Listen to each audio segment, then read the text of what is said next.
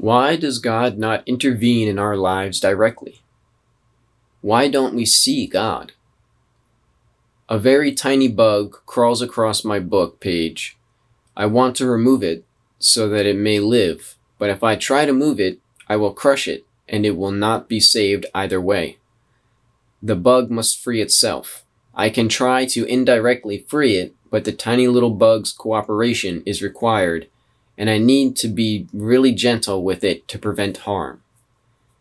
As the size of the bug increases, I can be less cautious as the bug is more resilient and it can interact with me and I with it more freely and easily. If you want to see God and interact with God, you must first become a bigger bug, or God will slay you without malice, but rather the very nature of their might. So what do I mean by this?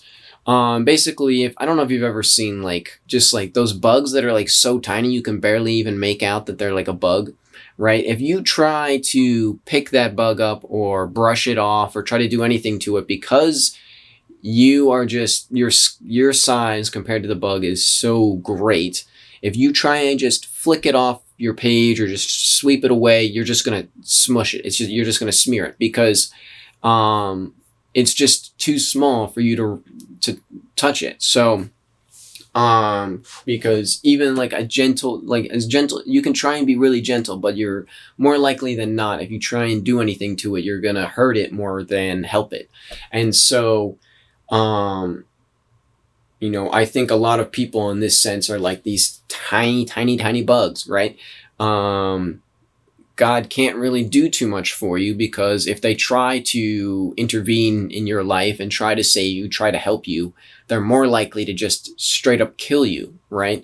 Because you can't comprehend or, survive divine intervention, basically.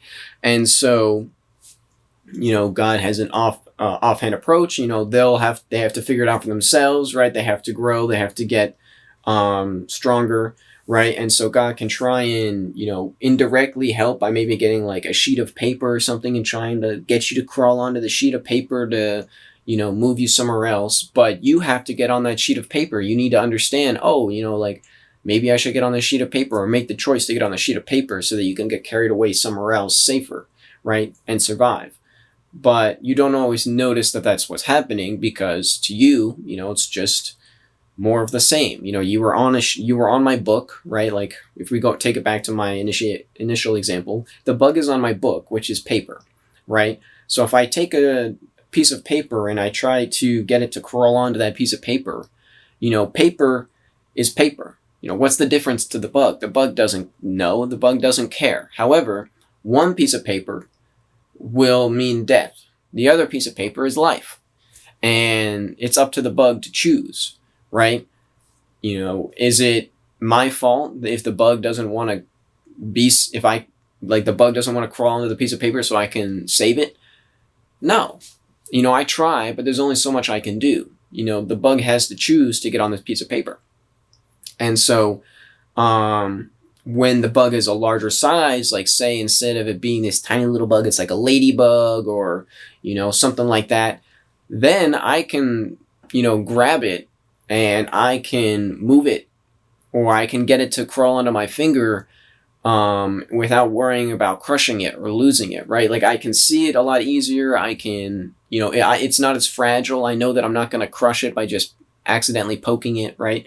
So then I can be a little more involved with the bug and help the bug a little bit more openly and easily, right? And the bug still doesn't know exactly what's going on. However, they don't immediately die by, me interacting with it, right? And so I think the bigger the bug you are, the more you can see, I guess, and not necessarily comprehend, but interact with God without straight up just like dying from it, basically.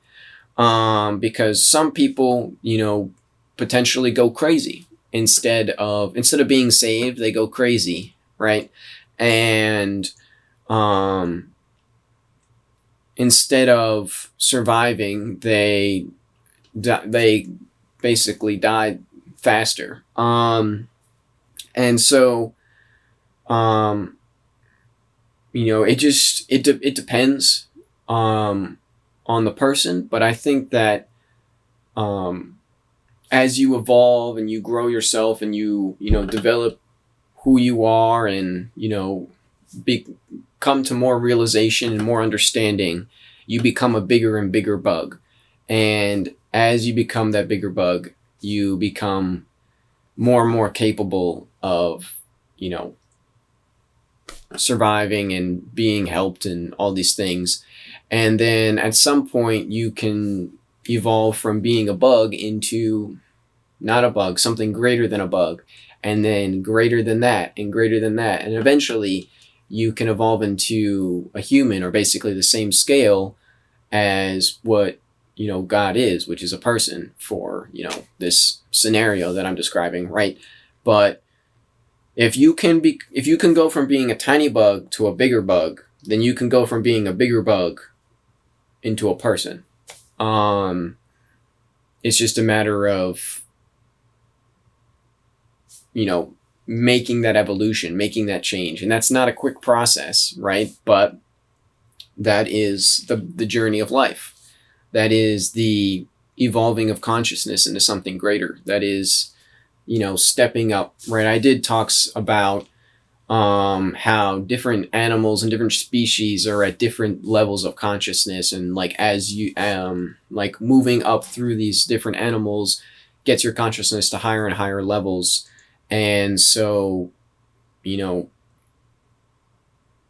don't have any proof of it, but I feel like it would make sense if at some point we experienced life through, other animals and other creatures and things, and have slowly developed ourselves into what we are now, right?